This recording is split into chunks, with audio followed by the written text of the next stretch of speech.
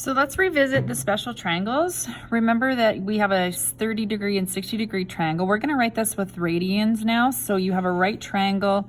It came from an equilateral triangle that was cut in half to make it a right triangle, which we had them all side 2. So the hypotenuse stayed 2. This is now cut in 1/2. And if you do Pythagoras theory, you'd get √3.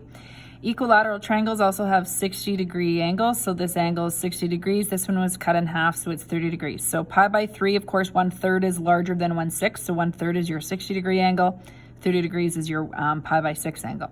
Your second special triangle is 45 degrees. So that's an isosceles triangle with a hypotenuse of 2. And when you do Pythagoras theory, you find that these two sides are both √2.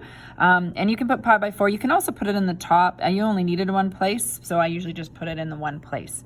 So let's use these triangles to help us in example 5.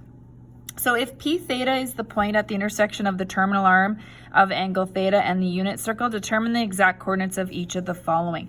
This is the same as example 4 done previously, where we just want to look at a unit circle, and I'll just draw a little picture of a circle here, and picture what point does it go through. So in example 4, we focused on the quadrantal angles. Now I want to know what is the x and y coordinate that goes through the point at pi by 6 right here. So to do this, I'm going to use my special triangles above. So pi by 6 is in quadrant 1. So that means all the signs, both cosine and sine, are positive. So all the signs are positive. I'm getting that from the cast rule. So maybe we'll just write the cast rule on the side here so that you remember where I'm getting this information from. So in quadrant 1, all of them are positive. So pi by 6 means I'm going to use this pi by 6 angle here. So cos is the x value. So maybe let's look at this. The exact coordinates are referring to x and y, which is cos theta sine theta. So cos of pi by 6 is adjacent over hypotenuse, so it's √3/2. So it's √3/2 here. Hypotenuse, pi by 6 for the sine theta value, sine of pi by 6 is opposite of our hypotenuse, which is 1/2. So what this means is the circle at pi by 6, this is the ordered pair, √3/2 and 1/2. And if you can tell, what I've drawn here is I've went about √3/2, which is around 0.86 distance here. And this is about halfway to 1, which you can see, or it is halfway to 1, but my estimation is pretty close there. All right, let's look at another example B.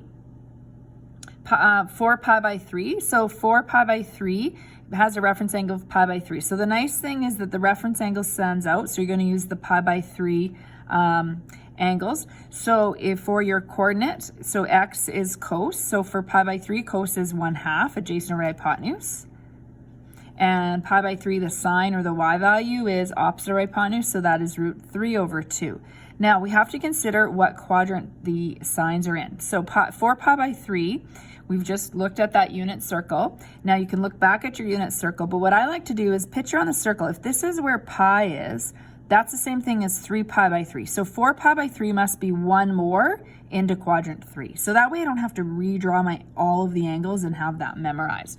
So in quadrant 3, that means sine theta is negative and cos theta is negative. So I'm going to have a negative cos theta and a negative sine theta.